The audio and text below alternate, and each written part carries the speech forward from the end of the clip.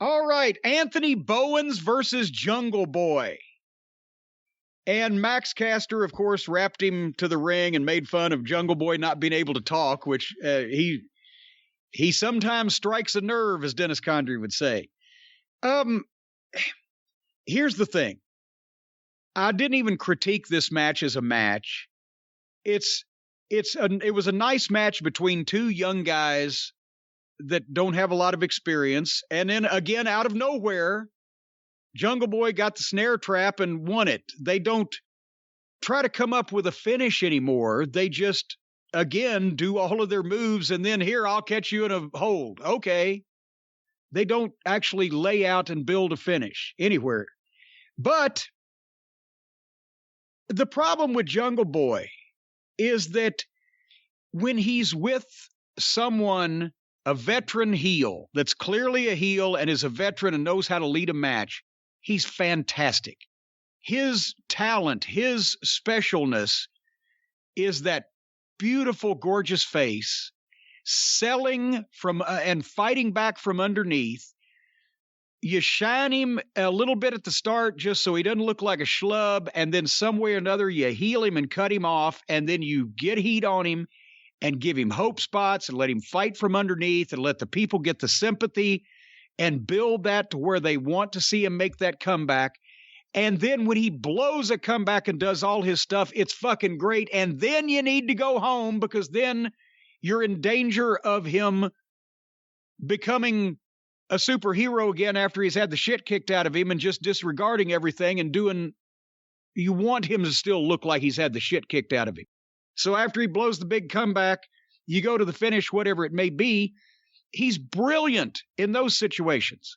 But when he gets in the ring with either the fucking, his lucha partner, Luchasaurus, and his Jurassic bunch, and they get with the Harley Boys, and it's just chaos, or with another young green guy, it's great moves, but it's just moves, and it doesn't further him any.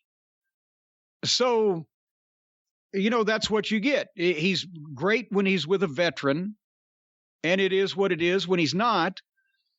But then Bobby Fish hit the ring and kicked the shit out of him after he beat Bowens, and that was the best 60 seconds of the segment because Fish looked like he meant business.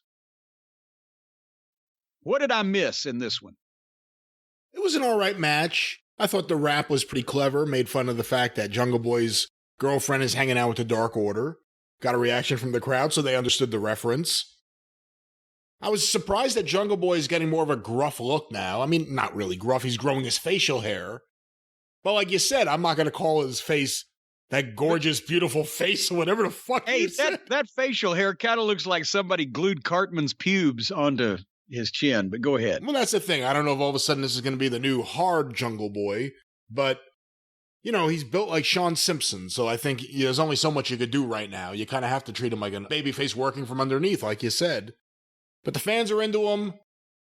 Bobby Fish has been used pretty well so far in AEW, and this kind of ties into other things with Bobby Fish. And, all things considered, this is a good segment on the show. Can't complain.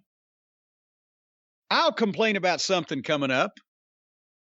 They did what I was afraid they were going to do. They did a package out of the CM Punk Eddie Kingston confrontation interview/argument. They excerpted it and showed some of it, but they just gave us 15 minutes of a 6-girl tag, and they couldn't roll that 8 or 9 minutes in its entirety since it was the best thing that's been on a wrestling program in ages. I'm just... And it was on Friday night in front of 500,000 people. Exactly.